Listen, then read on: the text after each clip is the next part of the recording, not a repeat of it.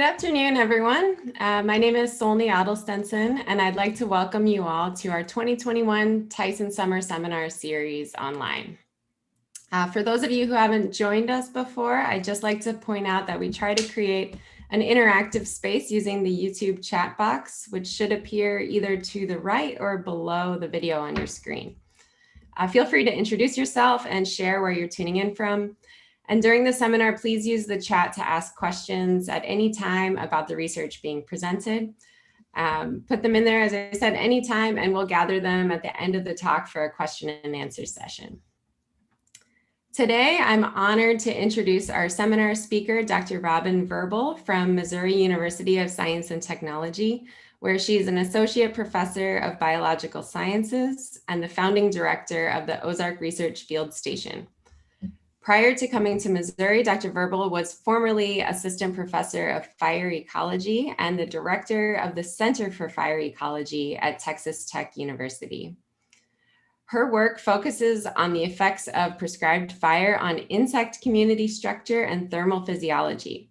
Additionally, she's interested in factors influencing plant combustibility and flammability, organismal community and ecosystem responses to fire, historical fire regimes and human factors, and faunal adaptations to withstand fires. Dr. Verble earned a PhD in applied biosciences from University of Arkansas at Little Rock, a master's degree in entomology from University of Arkansas at Fayetteville, and a bachelor's degree in biophysics from University of Southern Indiana. She's a member of the Association for Fire Ecology, the Entomological Society of America, and the Association of Women in Science. And she served as representative on the Texas Prescribed Burn Board from 2012 to 2018. Dr. Verble is a leader in the field of prescribed fire ecology research, as well as a contributor to policies surrounding the use of prescribed fire as a land management tool. In fact, just yesterday, Missouri's first ever legislation addressing prescribed burning, to which Dr. Verble contributed, was signed into law after gaining near unanimous bipartisan support in the state legislature. The new law will help facilitate greater use of prescribed burning throughout Missouri to the benefit of our ecosystems. Several of us from Tyson have had the opportunity to meet Dr. Verble at the Organization of Biological Field Stations meeting a few years ago, as well as to visit the beautiful Ozark Research Field Station where she's director. We're just thrilled that she's able to join us today and share some of her research.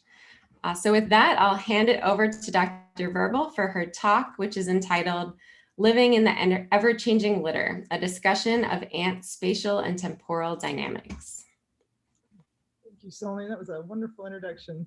And thank you to the whole staff at Tyson for the invitation to speak today. So today I really want to try to get you all in the same headspace that I'm in when I'm thinking about leaf litter ants. Because a lot of times if you see me gazing off into space or lost in thought, there's a good chance that that's probably what's on my mind. The leaf litter is a really wild and weird world. It's got a lot of critters that we don't know a lot about because other than that we've collected them in a place, we don't have good life history data for them. And we don't know nearly as much as I want to about the rules that govern and regulate biodiversity that exists in the leaf litter. So I spent a lot of my time scheming up ways to examine this. Just to give you an example, this has taken me down some fun rabbit holes. One question I've really always wanted to get at is how insects arrange themselves in the three-dimensional space and structure of leaf litter. So at one point in grad school, one of my buddies and I tried to pour a mold of leaf litter and section it and actually look at where stuff was situated. And that turned out just as horribly and disastrous and messy as you'd expect. But this stuff is really fun to think about. And I hope you enjoy it today too, as much as I do. So with that, welcome to the leaf litter. For those of you who don't spend every single day thinking about this stuff, the leaf litter is that layer of decomposing plant material that lies at the soil surface and it contains recognizable plant pieces. You might hear this called the O horizon by some folks, but that's incorrect. The O horizon is actually the organic layer of the soil, and the litter forms on top of that. You might also hear this called duff, but it's generally going to be bits of twigs and leaves, needles, cones, bark, nuts, anything falling out of the canopy to the forest floor. Litter layers, like I'm talking about, primarily occur in forests, And in temperate forests, they have really strong seasonal patterns.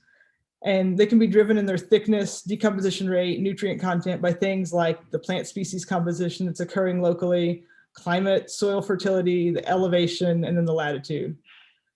So if you think about a place like Missouri, we have this huge litter input in the fall, but then decomposition is almost entirely halted by the onset of cold temperatures.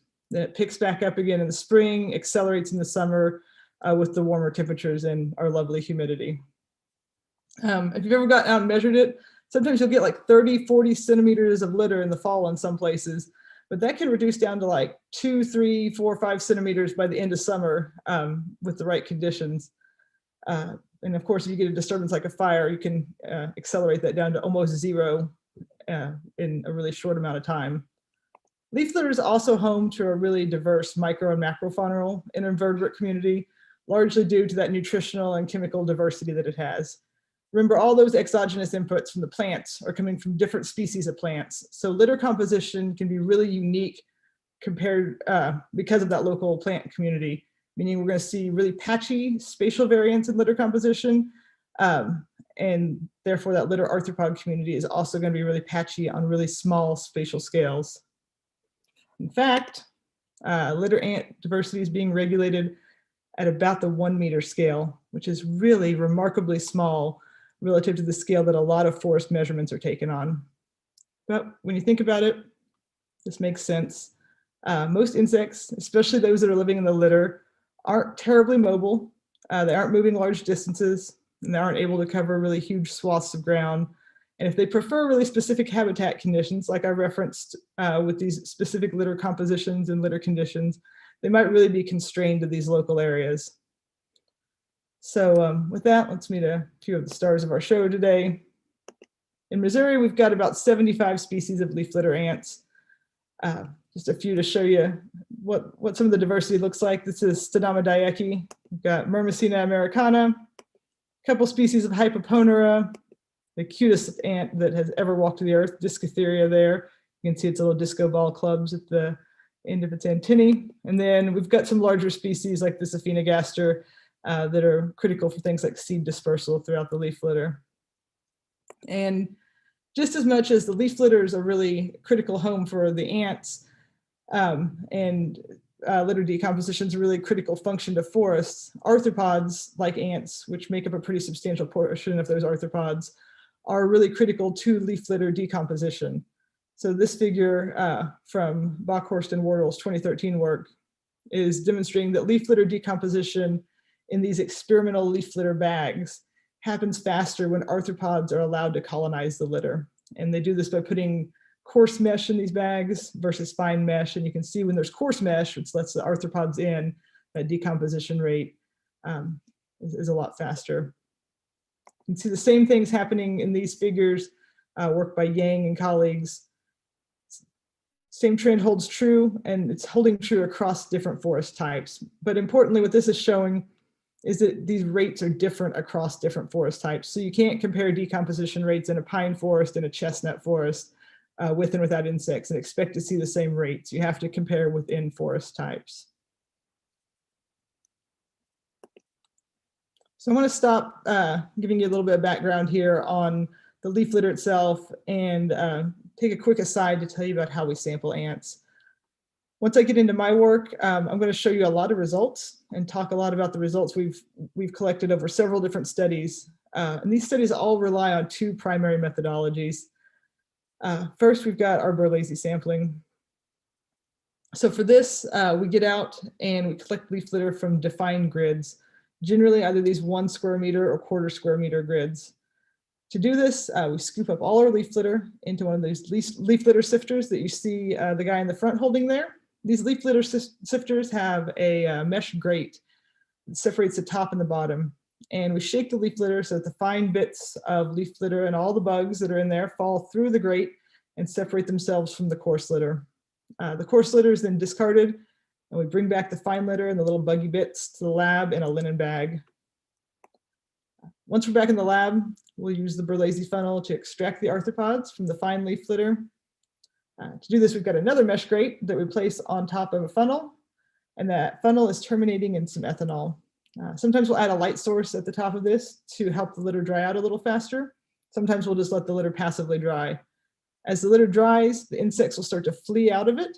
And as they flee, they get trapped in this funnel and fall into the ethanol. This generally happens over 1 or 2 days.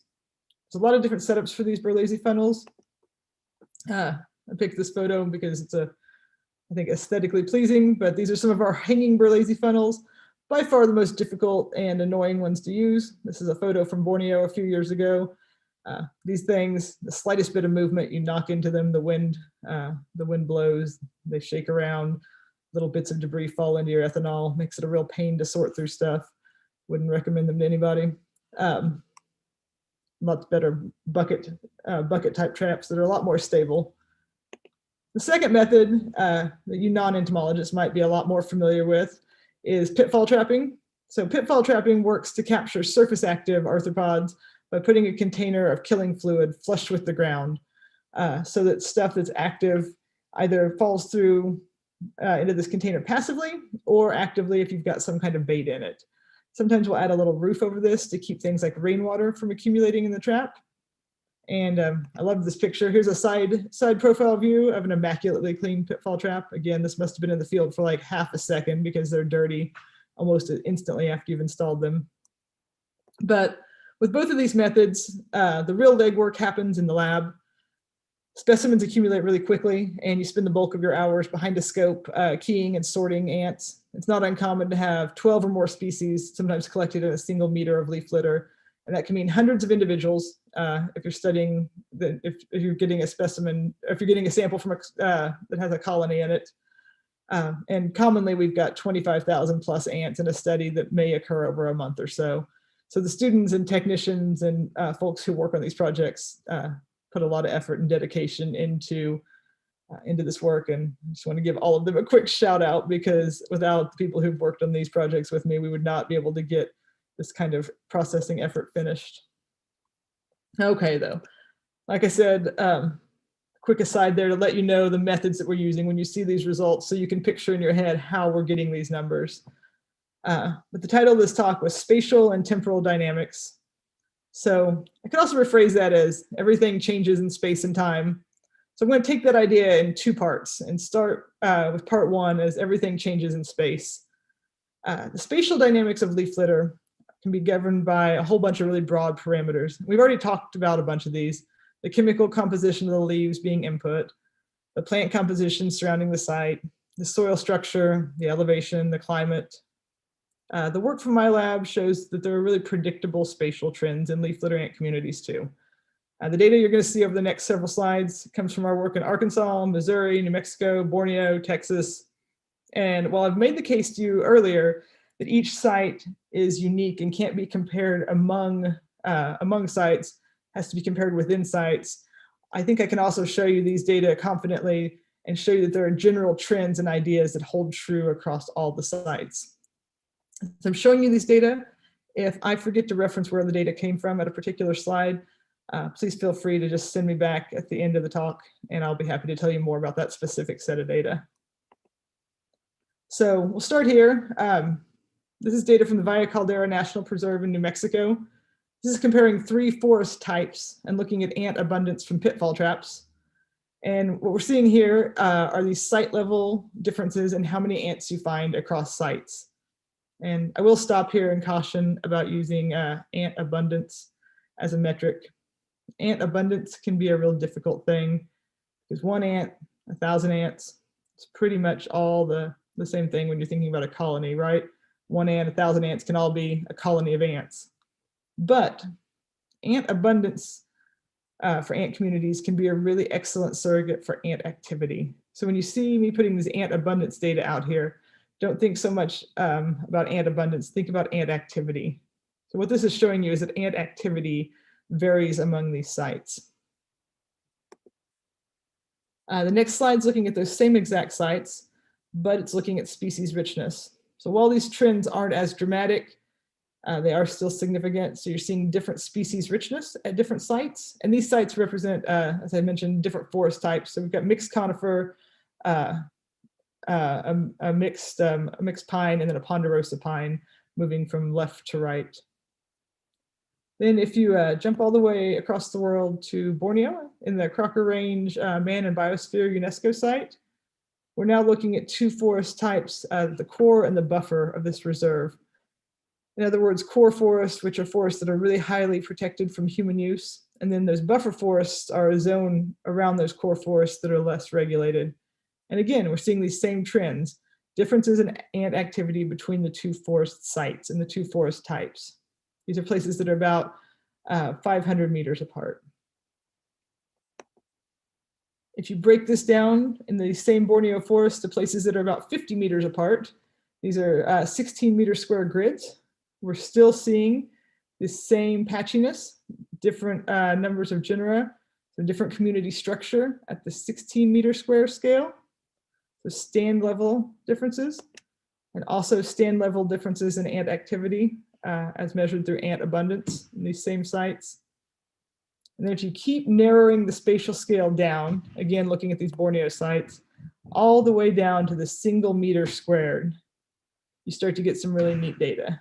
For years, I've wanted to build a sampling grid where I sampled every single square meter right next to each other without having any space between them. And I finally got to do that in Borneo. So these are the 4x4 square meter grids. So a total of 16 1 meter square samples.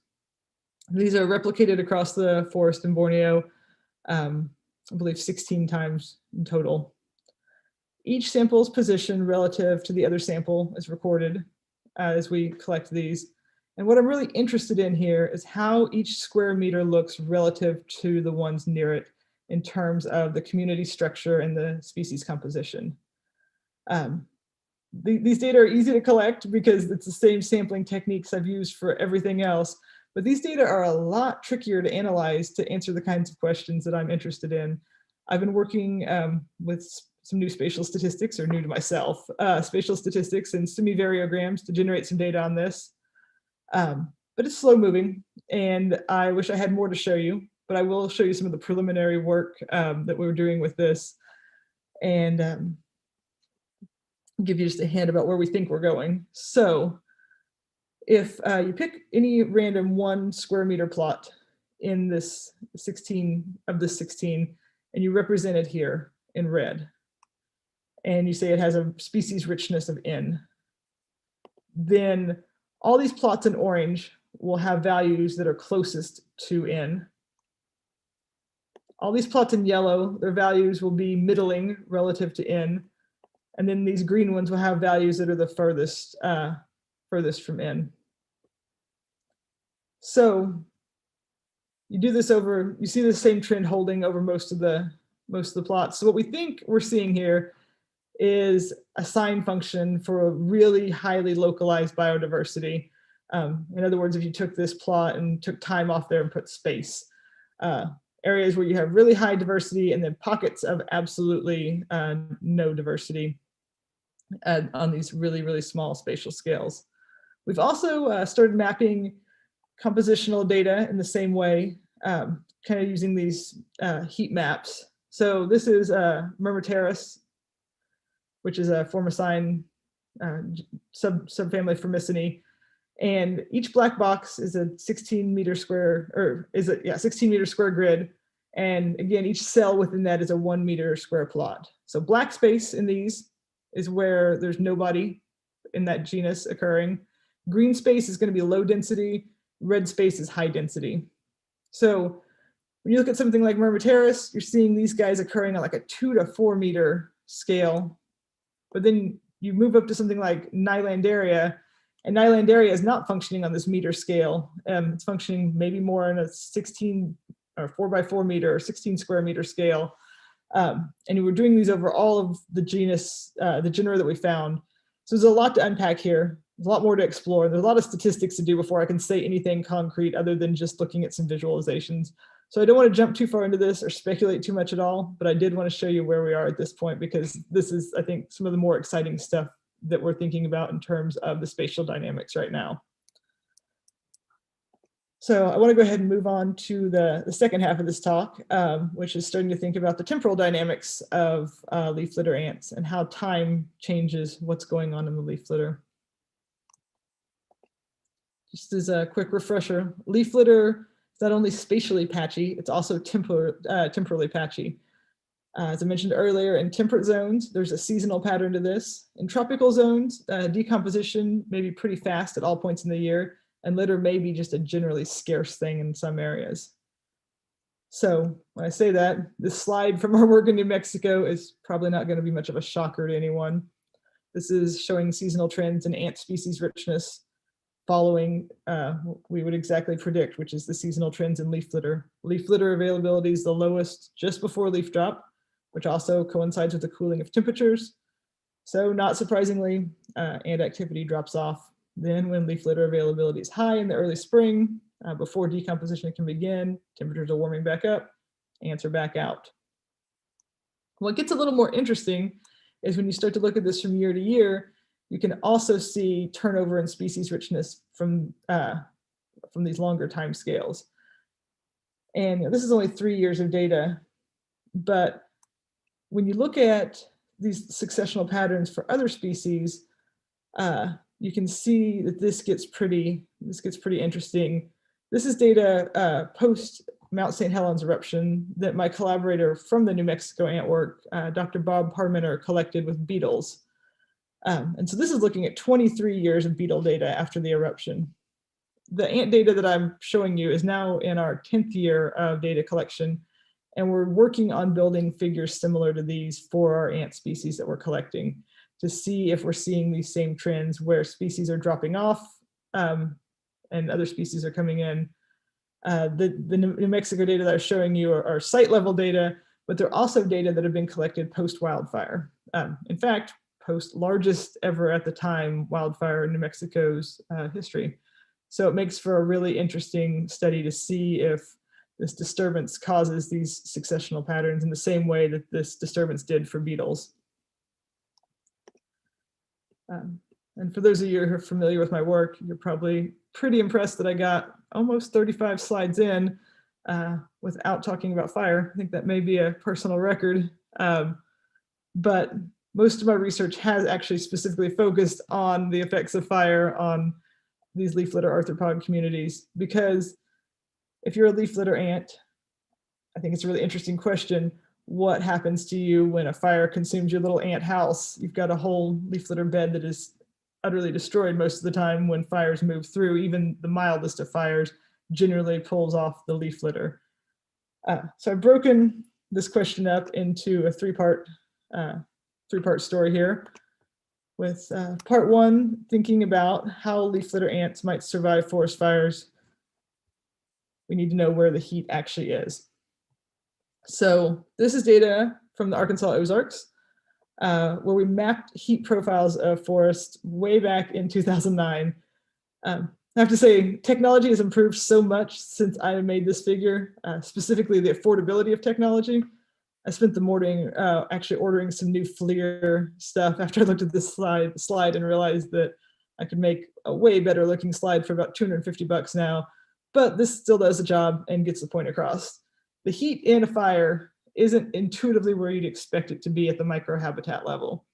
You see in a forest that most of the heat for a fire is right at the soil surface. And in a prairie, on the right side of the screen, most of the heat's about 1 meter off the ground.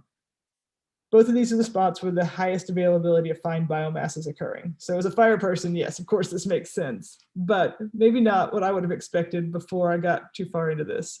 You'll also notice, really importantly, that there are places in this graph or in this figure that are completely survivable during a fire. Little microhabitats like underneath rocks or inside trees and down logs, or a few centimeters down in the soil. The temperatures aren't changing much there. So keep this figure in your head, because you're going to come back to this idea in a few slides. So as an individual ant, your ability to survive a fire is going to depend in the immediate term on your ability to escape the extreme heat and tolerate mild increases in heat. We did some work to address whether or not there was variation in the ability of ants to do this in the Ozarks back in 2012. And we found that yes, indeed, there is variation, about 12 degrees Celsius of variation. So a lot of variation. enough to convince me that some ants may be able to survive fires better than other ants. And the ability to survive extreme heat was driven by size, interestingly. Smaller ants were much more able to do so than larger ants. Now, the fun part of this, at the time, was kind of an inexplicable phenomenon. Wasn't at all what you'd expect based on surface area to volume ratios. But a couple of years later, cool guys in Canada that I know published this article, which tantalized at my own ideas, and found that smaller bodied ants were the more abundant ants after fire. So great support for the idea. We also have looked at fire intensity, how hotly the fire burned, and how that affects ant communities. So the hottest fires dramatically reduce leaf litter ant species richness in Ozark forests immediately after a fire. And when I say immediately after a fire, we're talking less than 5 hours after a fire, as soon as I could get on site to sample litter, basically as soon as it was not too hot to step onto those sites. But you'll notice there are still ants there. That highest site does not have an ant species richness of 0 5 hours after a fire. So it's not just a barren wasteland. There's some individual ants, some species still surviving. And in cooler fires, there are even more ants there. Obviously, the same will hold for ant abundance. If there are species there, there are obviously numbers of ants there. And again, the abundance trend holds for cooler fires having more ants than these hotter fires. You can look at this too a few weeks out. These same fires that we looked at fire intensity, the patterns hold for about 4 weeks, or as long as we continued sampling them. Same for ant activity. Then in New Mexico, we looked at these patterns using fire severity several months and even a year or two out. So fire severity, this is the normalized difference burn ratio. In other words, how much organic matter is left pre and post fire at the 30-meter scale, and how this might drive ant community differences. This is noisy data, but again, at the coarsest levels, at the high severity and the unburned, you do see these trends holding. So if we start to put all of this together, what is the big picture here? Oh, actually, and I forgot, I've got another slide here for you. At the burned and unburned level, so just strictly looking at the large sites and the lowest resolution, you can still see these trends as well. This is, again, data from the Ozarks, looking 3 months of data, 1 year post-fire. Same trends hold.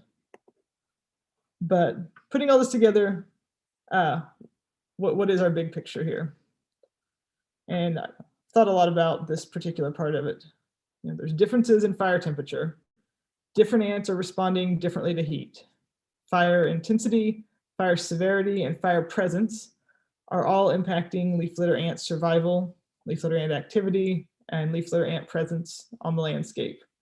So the next logical step for this work has always seemed like it should be to see if the heat tolerance of these species is actually what's driving their fire survival. In other words, are the ants that are present after a fire the ones that are actually the heat tolerant ones? And this seems like that orange box there, that seems like the thing that would tie and link all of this together to make the really interesting, neat story that would wrap all this up with a bow. But I may have got to thinking about this too much, been known to do that. And I've come across a quandary that I actually want to pose to this group and hope to get some good discussion out of at the end of this talk. Because as I've said, this talk is fundamentally about the ever-changing leaf litter. And if we go back 6,000 years and start working our way forward, the Ozarks looked more like these photos for the first 5,700 years than they did what we could look out our window and see today. There was a dominance of open oak savannas with grassy prairie understories that were burning a lot more frequently on like a 2 to 5 year rotation. They were likely burning in the growing season, or in the early dormant season when the fire danger would have been a lot higher. And the pockets of true closed canopy forest would have been contained to riparian areas or more mesic areas, and those areas would have experienced almost no fire. Now, if you contrast that with today's Ozarks, what we have are high canopy densities, closed canopies, high tree stand densities, with really developed leaf litter layers, oftentimes no grass, no forb understory, and a fire regime that's anthropogenically ignited, primarily at low fire danger times, for safety, obviously, in the dormant season on a much longer return interval. And we have fire that was excluded from our landscape for 150 years in some areas. And of course, it was that 150 years of fire exclusion that got us through to this transition to the forest that we see today. So, today's Ozark forest came from fire suppression. They grew up because we stopped burning. But as this happened, where did our leaf litter fauna and these leaf litter ants actually come from? Did a closing forest canopy begin to force out our prairie ants that were living in our savannas? Or did these prairie and savanna ants adapt and find new homes in our forests? That idea is a hard sell because we're seeing a lot lower diversity in our prairies than we do in our forests in the Ozarks. Or did the forest ants that lived in the pockets of unburned forests that existed move in and colonize? And so if that happened, if the ants that were existing in our pre-existing forest colonized our new forest, that means the ants that exist in our forest today are likely not fire adapted at all. That's an equally hard sell because we see highly resilient ants that are surviving high intensity fires. So it's really very unlikely that that happened. Regardless, it's also really very likely that the ants that live in today's Ozark oak hickory forest did not evolve for the modern conditions that they're experiencing.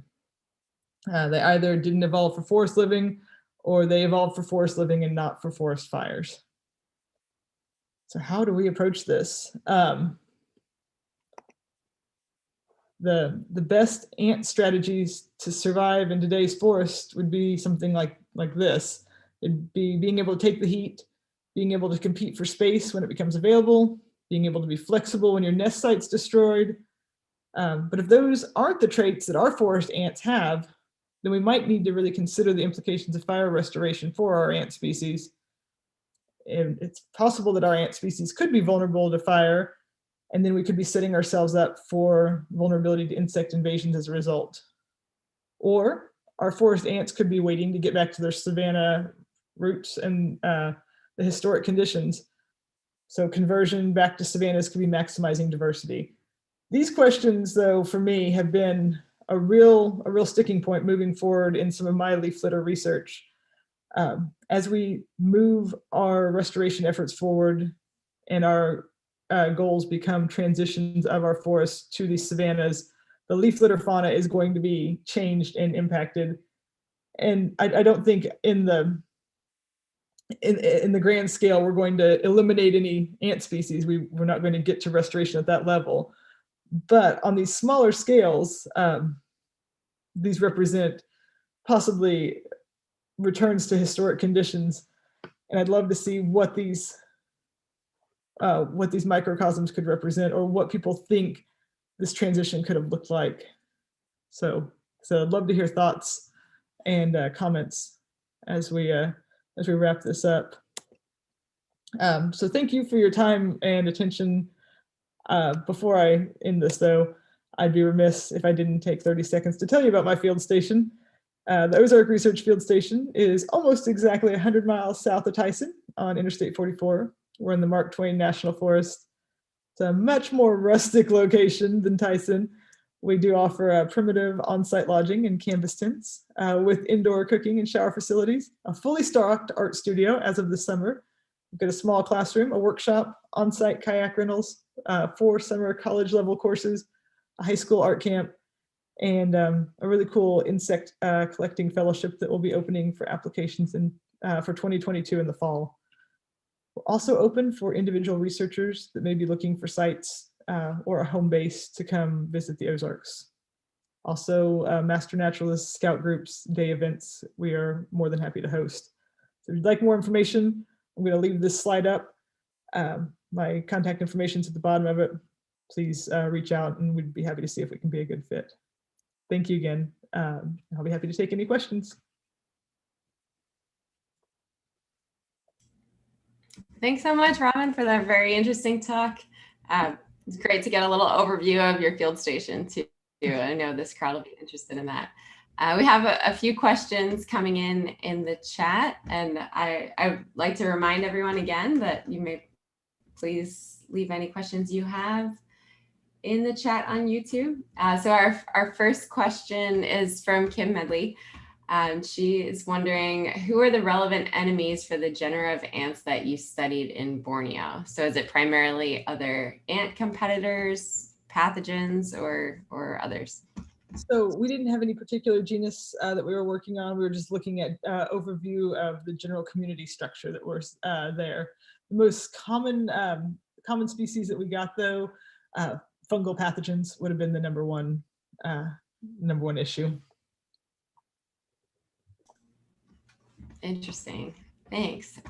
That's something I've wondered about quite a bit, and even in our tick work, we're getting more interested in fungal pathogens. So do you know, maybe locally or in Borneo, are there, which soil fungi infect and cause disease in ants, and how they're influenced by burning or the presence or absence of leaf litter? So that'd be a really great question. So Ophiocordyceps and cordyceps are the two most common local fungi that infect ants. And I have never seen any work on how fire affects their distribution at all. There's some really compelling work out of, well, not even work, just some compelling evidence out of Florida. So the harvester ant mounds in Florida, somebody sent me a picture years ago. After a fire, they had picked up little bits of charcoal and put them on their mound. So the mound was entirely blackened. And I thought, what a neat way to sanitize your mound, to have like a little charcoal bed that you had to walk through. I don't know, that's just speculation on my part, but I think that could be an interesting line of work, that using charcoal and ash as a possible sanitation mechanism. That is super cool. Nice, thanks. Let me get back to the chat here to look for some more questions. We have some good conversation about ants on the sidewalks these days. And then Kim again is wondering, given your comment about historical fire timing, are you planning to work with local governments to get prescribed fire approved during the growing season? Is this something that you're exploring? So I would love to see more growing season fire. It's a tricky business because of the increased danger. Also with forestry, it does increase risk of damage to timber and decrease marketable timber values. So those two things make it a lot harder sell for a lot of folks. That said, I think the ecological effects, if you are burning primarily for the ecological effects, they are hands down better with summer fire. You're going to kill more of the undesirable species. If you're trying to remove small woody species, you're going to knock them back faster. I think you're going to change your plant community composition faster. So I'm a huge advocate for it. Right now, there's nothing stopping anybody except land managers' willingness to do it. Good to know. Thanks. I think we have a question from Joan Strassman about your field station, whether you have internet capabilities and also if you allow dogs. Yes and yes. So internet for individual researchers, we do have. If you have a class, the whole class will not be able to access it. But for individual researchers or small groups, internet is available, and well-behaved dogs. Yes. Great. And a follow-up question, whether it could be used as a writer's retreat, perhaps when fieldwork is not real active? Yes, absolutely. We actually set up the back room of the art studio with that in mind, a little couch lounge area for writers in mind. the art studio is also open for scientists who need some creative space too, or writers who might need some creative space, not just artists. That's great. I think we're generating some interest here in our Tyson community. Great. I was curious too, if you might be able to tell us a bit more about the new prescribed burning law and how it will affect Missouri's ecosystems. Yeah, so our legislation, House Bill 369, was set up to basically establish insurability for private landowners. So if you don't have legal liability established in a state, it's really hard to get insurance. So the standards of negligence need to be clearly outlined. So gross negligence, simple negligence, those assigning the level to a landowner lets an insurance company know what the policy needs to be written as and how much the policy should be in terms of payment from the landowner. So we established simple negligence as the standard for the state, which is good. That allows insurance companies to feel comfortable insuring folks, not only landowners, but land managers. And that gets the ball rolling to open more people up to feel comfortable burning and more land managers to be able to go out and burn for other people. That's great, a big step. I think on a related note, for many of our students that are looking to get involved in ecological research, but have policy interests as well, could you tell us a bit about how you got involved in the legislation to begin with? Oh, completely by accident. So my first position, my first faculty position at Texas Tech, the position I held, professorship in fire ecology, specifically was assigned by the state as a mandated member of the Texas Prescribed Burn Board. So I had no choice in the matter.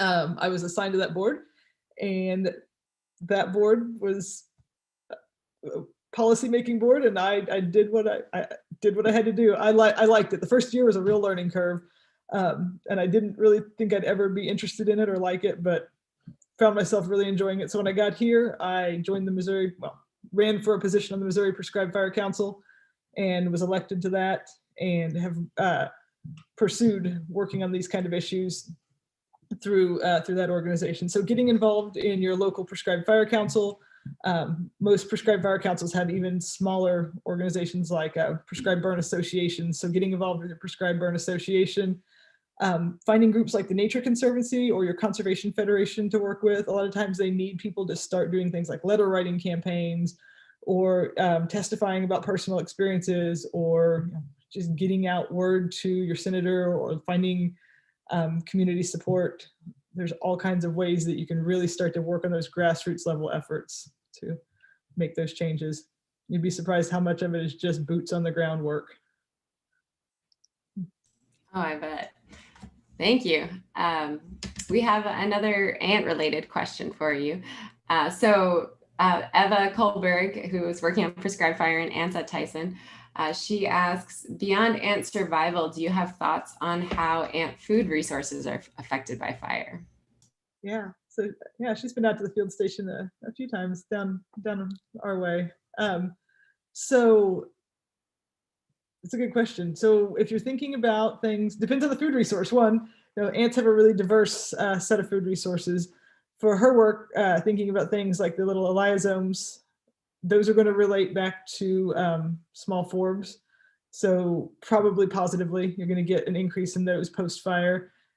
If you're thinking about things like other bugs, maybe you might see some decreases. You remove the leaf litter, you might have some of the mites and things go with that. It may be easier to find things like large beetles or scavenge bits of dead things after a fire. I think it's going to be all over the board. If you're a pollinating ant, there's going to be a flush of floral resources. Yeah, just highly, highly variable. Makes sense. Of course, there's no, straightforward across the board answer, but that's really, really interesting. We have more conversation in the chat, just everyone getting excited about the Ozark Research Field Station. So I think you're going to have some new visitors soon. I think that kind of wraps up our questions, but thank you so much again for the talk, and it was nice to have this little discussion with you afterward, and we look forward to seeing you soon. Thank you so much. Yeah, it's great to be here, and everybody have a wonderful almost weekend. Thanks. Okay, take care, Robin. Thanks everyone for joining us today.